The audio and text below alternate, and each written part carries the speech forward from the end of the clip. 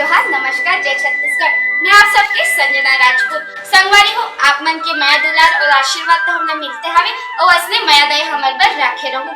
संगवारी हूँ, हमर चैनल ला लाइक, सब्सक्राइब और शेयर घलो करहूं। हमर दीप म्यूजिक में लोकगीत, पंथी गीत और सुआ ददरिया कर्मा और पता संगवारी हो माया के गीत घलो हावे। अब मैं लेथो विदा आप सबके संजना राजपूत। जय जोहार, जय छत्तीसगढ़।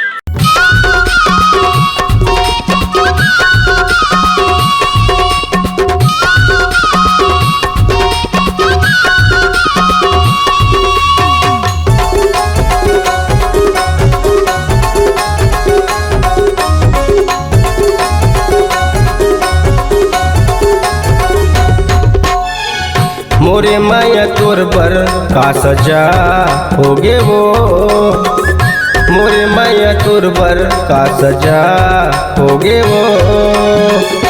जेला दिल दे हो बेवफा होगे वो, जेला दिल दे हो बेवफा होगे वो। जियत जियत मोर बर का सजा होगे रे, जियत जियत मोर बर का सजा होगे रे। माया मोर तोर बर का दगा होगे रे, माया मोर तोर बर का दगा होगे रे।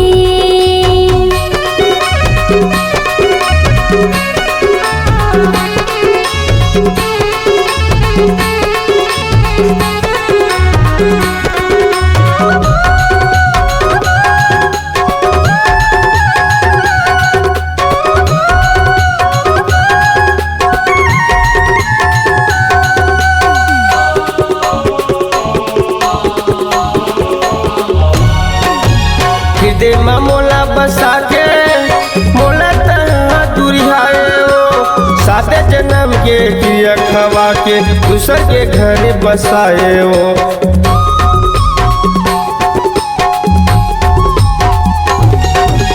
हृदय में मोला बसा के मोला तहा दुरिहाए हो, साते जन्म के क्रिया खवा के दूसर के घर बसाए हो। साते जन्म के क्रिया खवा के दूसर के घर बसाए हो।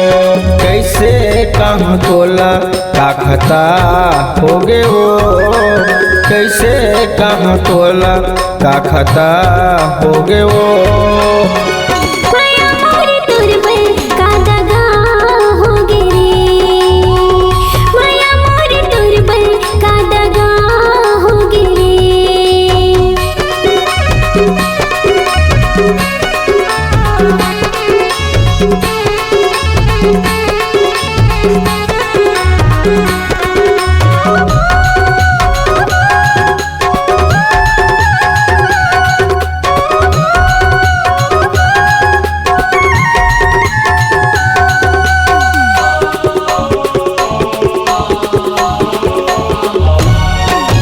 किसी कहूँ मैं हटोला कर रही मजबूरी, किस्मत में लिखा रही है मिलके हो ना हवे दूरी।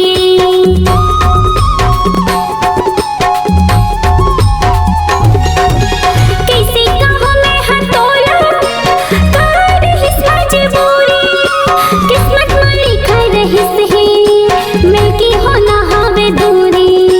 किस्मत में लिखा रही है मिलके हो ना हवे दूरी। मेरी जन माया से खपा होगी रे, मेरी जन माया से खपा होगी रे। तोर से दिल लगाना बेवजह होगे वो, तोर से दिल लगाना बेवजह होगे वो। जियत जियत मोर बर का सजा होगे रे, जियत जियत मोर बर का सजा होगे रे। जेला दिल दे बेवफा होगे वो, जेला दिल दे बेवफा होगे वो। मोरे माया तोर बर का दगा होगे रे, जेला दिल दे बेवफा